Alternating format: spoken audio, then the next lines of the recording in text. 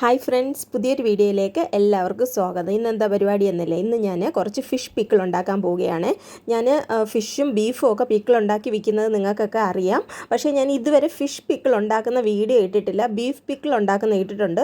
അപ്പോൾ ഓർത്ത് എന്നാൽ പിന്നെ ഫിഷ് പിക്കിൾ ഉണ്ടാക്കുന്നത് എങ്ങനെയാണെന്നും കൂടെ നിങ്ങൾക്ക് കാണിച്ചു തരാമെന്ന്. ഞാനിവിടെ ഒരു 7 കിലോ മീൻ മേടിച്ചതാണ്. പക്ഷേ തലയും മുള്ളും ഒക്കെ പോയി കഴിഞ്ഞിട്ട് ഏകദേശം ഒരു 3-4 കിലോ മീൻ വരും. അത് നന്നായിട്ട് കട്ട് ചെയ്ത് കഴുകി എടുത്തിട്ടുണ്ട്. ഇനി നമുക്കിത് ഒന്ന് പുരട്ടി വെക്കണം. അതിനായിട്ട് ഞാനിവിടെ മുളക് പൊടി, മഞ്ഞൾപ്പൊടി, ആവശ്യത്തിനുള്ള ഉപ്പ് ഇത്രയും ചേർത്ത് നമുക്കൊന്ന് മിക്സ് ചെയ്ത്, സാധാരണ നമ്മൾ മീൻ വറുക്കാൻ എങ്ങനെയാണ് ചെയ്യുന്നത് അതുപോലെ തന്നെയാണ്. പക്ഷേ ഞാൻ ഇതിൽ ഇഞ്ചി വെളുത്തുള്ളിയൊന്നും ഇപ്പോൾ ഇടുന്നില്ല. ജസ്റ്റ് ഇത് മൂന്നുമായിട്ട് ഞാൻ നന്നായിട്ടൊന്ന് മിക്സ് ചെയ്ത് കുറേശ്ശെ മീനും കൂടെ ഇതിനകത്തിട്ട് നന്നായിട്ടൊന്ന് ഇളക്കി വെക്കാം നമുക്ക്.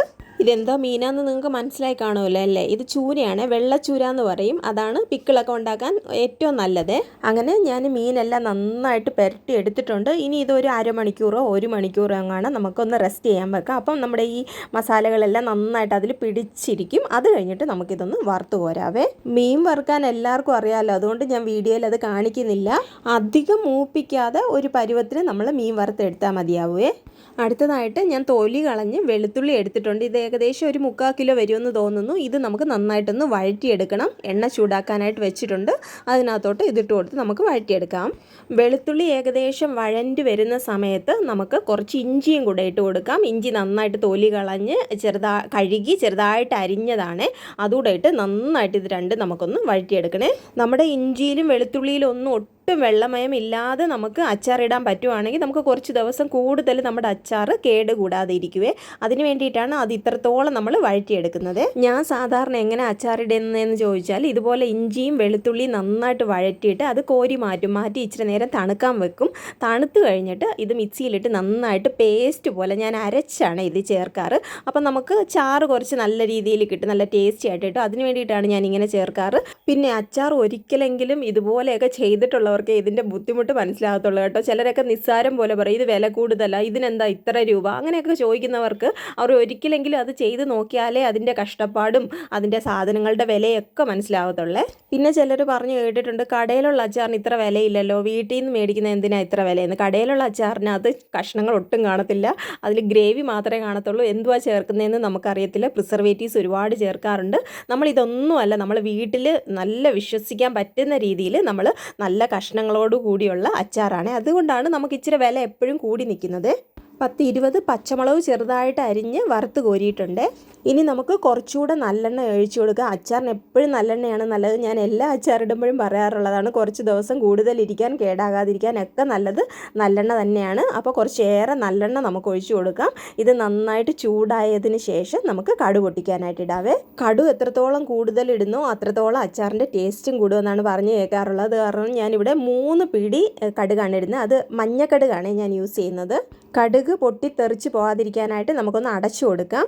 കടുക് പൊട്ടിക്കഴിഞ്ഞു. ഇനി നമുക്ക് അരച്ച് വെച്ചിരിക്കുന്ന ഇഞ്ചിയും വെളുത്തുള്ളിയുടെയും പേസ്റ്റ് ഞാൻ ഓൾറെഡി വഴറ്റിയത് കാണിച്ചായിരുന്നു. എന്നിട്ട് ഞാൻ നന്നായിട്ട് പേസ്റ്റ് പരുവത്തിൽ അരച്ച് വെച്ചിട്ടുണ്ടായിരുന്നു. അതുകൂടെ നമുക്ക് ഇതിനകത്തോട്ട് ആഡ് ചെയ്ത് കൊടുക്കാം. കാരണം മിക്സിക്കകത്തോ എവിടെയെങ്കിലും ഒരു ജലാംശം ഉണ്ടെങ്കിൽ അതൊക്കെ പോകണം. അതിനായിട്ട് ഇതൊന്നുകൂടെ നന്നായിട്ടൊന്ന് വഴറ്റിയെടുക്കാവേ. വഴറ്റുമ്പോൾ പ്രത്യേകം ശ്രദ്ധിക്കണം, കൈ എടുക്കാതെ നമ്മൾ ഇളക്കി കൊടുത്തുകൊണ്ടിരിക്കണം. അല്ലെങ്കിൽ ഇതൊക്കെ അടുക്കി പിടിക്കാനുള്ള സാധ്യതയുണ്ട്. ഇഞ്ചിയൊക്കെ തീർച്ചയായിട്ടും അടുക്കി പിടിക്കും. അത് കാരണം കൈ എടുക്കാതെ കണ്ടിന്യൂസ് ആയിട്ട് കുറച്ച് ഏറെ നേരം തന്നെ നമ്മൾ നന്നായിട്ട് വഴറ്റി കഴിഞ്ഞിട്ട് ഓൾറെഡി നമ്മൾ വറുത്ത് കോരി വെച്ചിരിക്കുന്ന ആ പച്ചമുളകും കൂടെ ഇട്ട് ഒന്നുകൂടെ ഒന്ന് വഴറ്റിയെടുക്കാം. ഇനി നമ്മുടെ ആവശ്യത്തിനുള്ള കറിവേപ്പിലയും കൂടെ ഒന്ന് ആഡ് ചെയ്ത് കൊടുക്കാം. എല്ലാം നന്നായിട്ട് വഴറ്റി കഴിഞ്ഞു എന്ന് ഉറപ്പ് വരുത്തിയതിന് ശേഷം നമ്മുടെ ഫ്ലെയിം ഓഫ് ചെയ്ത് വെച്ചിട്ട് നമുക്ക് മുളക് പൊടിയും മഞ്ഞൾപ്പൊടിയും ഒക്കെ കൂടെ ഇട്ട് കൊടുക്കണം. മുളക് പൊടി ഞാനിത് വീട്ടിൽ തന്നെ ഉണക്കി പൊടിച്ചതാണ്. അതായത് 2 മുളകുണ്ട് ഇതിൽ. കാശ്മീരി ചില്ലിയും സാധാരണ നോർമൽ എരിവുള്ള മുളകും രണ്ടും സമാസമായി എടുത്ത് പൊടിച്ചെടുത്തിട്ടുള്ളതാണ്. ഞാൻ ഇതിനകത്തോട്ട് ഈ ഒരു സ്പൂണിൽ 13 സ്പൂണ് മുളക് പൊടി ഇട്ട് കൊടുത്തിട്ടുണ്ട്. മഞ്ഞൾപ്പൊടി ഒരു 3-3.5 സ്പൂണ് മഞ്ഞൾപ്പൊടി നമുക്ക് ഇട്ട് കൊടുക്കാം. അടുത്തതായിട്ട് ഞാൻ വറുത്ത് പൊടിച്ച ഉലുവാപ്പൊടിയാണ്. ഇതൊരു 2 സ്പൂണ് നമുക്കൊന്ന് ആഡ് ചെയ്ത് കൊടുക്കാം.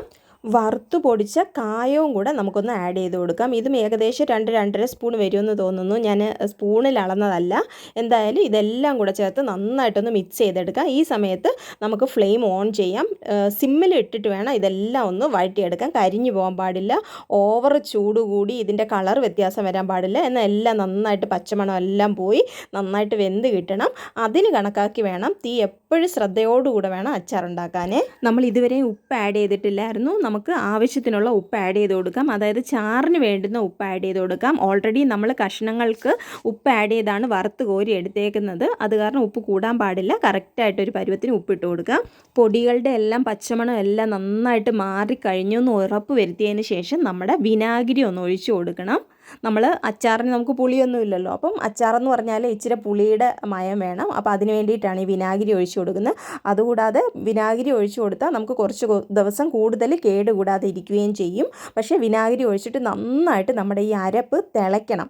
തിളയ്ക്കാതെ നമ്മൾ ഉടനെ അച്ചാറിന് കഷ്ണങ്ങളൊക്കെ ഇടുവാണെങ്കിൽ പെട്ടെന്ന് ചീത്തയായി പോകും. അത് കാരണം ഈ വിനാഗിരി ഒഴിച്ചിട്ട് നന്നായിട്ട് അതൊന്ന് തിളപ്പിച്ചെടുക്കാവേ. എണ്ണ ഇതുപോലെ മുകളിൽ തെളിയുന്നതാണ് ഇതിൻ്റെ പരുവം. അപ്പം നമുക്ക് മനസ്സിലാക്കിക്കോണം നമ്മുടെ അച്ചാറിൻ്റെ കൂട്ടെല്ലാം പാകമായി കഴിഞ്ഞു എന്ന്. ഇതിപ്പോൾ കറക്റ്റായിട്ട് നമുക്ക് കാണാൻ പറ്റും, എണ്ണ ഇങ്ങനെ മുകളിൽ തെളിഞ്ഞു വരുന്നത്. ഈ സമയത്ത് നമ്മൾ വറുത്ത് കോരി വെച്ചിരിക്കുന്ന മീനും കൂടെ ഒന്ന് ഇട്ട് കൊടുക്കാവേ. പിന്നെ മീൻ വറുത്ത് കോരുമ്പോഴത്തേക്ക് അതുപോലെ ക്വാണ്ടിറ്റി നമുക്ക് കിട്ടത്തില്ല. നമ്മൾ 4 കിലോ മീൻ വറുത്ത് കോരുവാണെങ്കിൽ മാക്സിമം 3 കിലോ ഒക്കെ നമുക്ക് കിട്ടത്തുള്ളേ. ഇനി ഇതെല്ലാം കൂടെ നന്നായിട്ടൊന്ന് മിക്സ് ചെയ്തെടുക്കുമ്പോൾ നമ്മുടെ മീനച്ചാർ, ചൂരമീൻ അച്ചാർ അങ്ങനെ റെഡിയാവും. പിന്നെ ഇതിനിടയ്ക്ക് നമുക്ക് ഒന്ന് ഉപ്പും പുളിയോ എരിയോ എല്ലാം ഒന്ന് നോക്കാം. അതെന്തെങ്കിലും വേണമെങ്കിൽ ആഡ് ചെയ്യാനൊക്കെ ഉള്ള സമയമാണിത്. അപ്പോൾ എൻ്റെ മീനച്ചാർ ഇവിടെ റെഡിയായി കഴിഞ്ഞിരിക്കുകയാണ്. ഡിലീഷ്യസ് ആണ് കേട്ടോ. കഴിച്ച് നോക്കി ഒരു രക്ഷയില്ല. അടിപൊളി മീനച്ചാറാണ് കേട്ടോ. ഈ അച്ചാറിന് നന്നായിട്ട് തണുത്ത് കഴിഞ്ഞിട്ട് മാത്രം നമ്മൾ കുപ്പിയിലോട്ട് മാറ്റി വെക്കാവുന്നതാണ്. അങ്ങനെ അച്ചാർ നന്നായിട്ട് തണുത്തിട്ടുണ്ട്. അതുപോലെ കഷ്ണങ്ങളിലെല്ലാം ചാറൊക്കെ പിടിച്ച് നല്ല സെറ്റായിട്ട് വന്നിട്ടുണ്ട്. ഇനി നമുക്കിത് കുപ്പിയിലോട്ട് മാറ്റാം.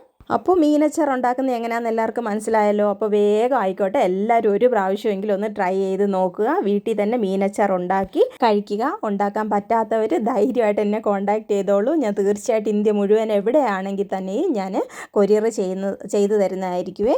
അപ്പോൾ നിങ്ങൾക്ക് എല്ലാവർക്കും എൻ്റെ ഇന്നത്തെ ഈ വീഡിയോ ഇഷ്ടപ്പെട്ട് കാണുമെന്ന് ഞാൻ പ്രതീക്ഷിക്കുന്നു. ഇഷ്ടപ്പെട്ടിട്ടുണ്ടെങ്കിൽ തീർച്ചയായിട്ടും ഒരു കമൻറ്റോ ഒരു ലൈക്കോ ഒക്കെ തന്നെ എന്നെ ഒന്ന് സപ്പോർട്ട് ചെയ്തേക്കണേ. അപ്പോൾ മറ്റൊരു വീഡിയോയുമായി വീണ്ടും വരാമെന്ന് പ്രതീക്ഷിക്കുന്നു. അതുവരെ എല്ലാവർക്കും നന്ദി.